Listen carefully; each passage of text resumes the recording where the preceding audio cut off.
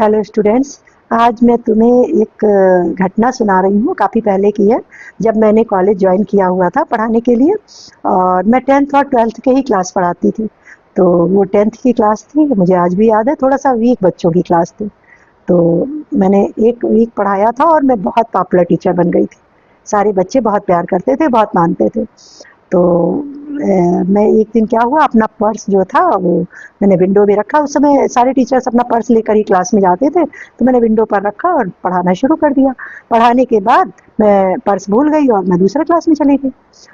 तो क्या हुआ कि फोर्थ पीरियड में मुझे एकदम से याद आया और मैं अपना पर्स उठाने वापस चली गई।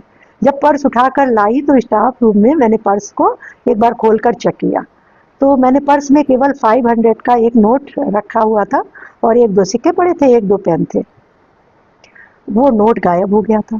तो 500 का नोट 17 साल पहले मायने रखता है, तो मुझे थोड़ी सी तकलीफ हुई। तो फिर मैं क्लास में गई दोबारा, और जाने के बाद मैंने टीचर जो क्लास ले रही थी उससे कहा, मैंने कहा 5 मिनट बस मुझे बच्चों से बात करनी है। तो मैंने बच्चों से कहा कि तुम सब मुझे बहुत प्यार करते हो और ऐसा कहते भी हो कि मैम आपको बहुत प्यार करते हैं, आपको बहुत मानते हैं। तो अगर तुम्हारी किसी काम से मुझे पीड़ा होती है, मैं आहत होती हूँ, तो फिर मैं तुम्हारी अच्छी टीचर नहीं। कहीं ना कहीं मेरी शिक्षा में कमी है। जो किसी बच्चे ने ऐसा किया है, और जिसने भी ऐसा किया, अगर वो मुझसे 500 रुपए मांगता तो क्या मैं नहीं देती? मैं देती उसको, वो मेरा बच्चा था। लेकिन रुपए उठाकर मेरे विश्वास को चोट पहुंची है, ये अच्छा नहीं है। और मैं पर्स मैंने वहीं छोड़ा और मैं वापस चली आई। जब छुट्टी हो गई तो मैं अपना पर्स उठाने गई। पता नहीं क्यों एक विश्वास था, एक मुझे अपने पर विश्वास था कि वो जो पैसा मेरा खोया है वो मेरे पर्स में होगा। और सच बताऊं, वो 500 का नोट ऐसा घुसा हुआ था जैसे किसी ने ऊपर से रखा। मैं खुश भी हुई, और मुझे, चूंकि मुझे अपने पर बहुत विश्वास था कि मेरी आवाज़ में बहुत दम है इस मामले में, मैं बच्चों को अच्छा मोटिवेट कर लेती हूँ। दूसरे दिन जब मैं क्लास में गई तो ज़्यादातर बच्चे उठ उठ कर मेरे पैर छूते थे उस समय।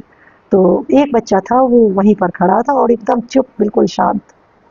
तो मैं उसके पास गई, मैंने उसके सर पे हाथ फेरा, मैंने कहा बेटा तुम मेरे पैर नहीं छुओगे? तो उसकी आँख में हल्का सा आंसू था। तो मैंने कहा, मैं समझ गई, मैं उसे बहुत प्यार किया मैंने, और मैंने कहा बेटा बैठ जाओ। फिर मैं अकेले में मैंने उससे बात की, और मैंने उसे बिल्कुल नहीं कहा कि तुमने नोट निकाला है कुछ, बस उसे मैंने ये कहा तुम बहुत कुछ कर सकते हो, तुम बहुत अच्छे हो, तुम्हारे अंदर अपने को सुधारने की क्वालिटी है, ये बहुत कम लोगों में होती है। और आज वो बच्चा एक अच्छे जॉब में है, मुझे अभी भी कॉल करता है